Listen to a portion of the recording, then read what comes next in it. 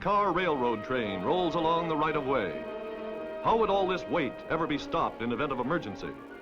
As we all know, it would be stopped by air brakes, the invention back in 1866 of one of our great industrial pioneers.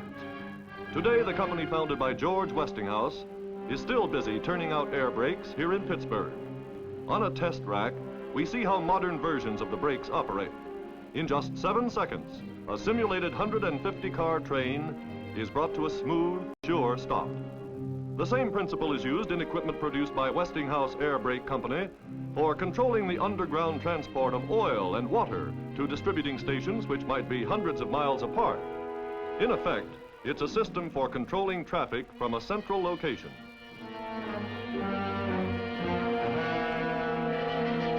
Here's traffic control of another sort, a device which by radio brings visible signals right into the cab of a locomotive and requires that the engineer acknowledge them as they are received.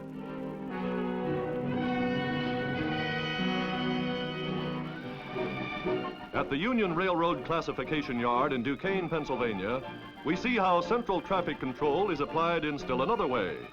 From up here in the tower, the controller, merely by pushing buttons on the classification board, retards each car to the proper speed and sends it to the proper track. Not only a more efficient method, but a safer one as well.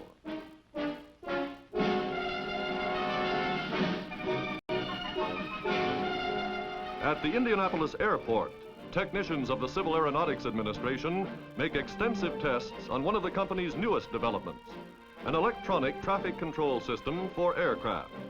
From a wide area, information on planes in the air comes in by teletype and is fed directly into the memory drum of this flight plan board. As needed, the coordinated information is transmitted directly from the board to all airports concerned. In this case, the local airport approach control center is informed a certain incoming flight is nearing the field and which altitude is free for its use.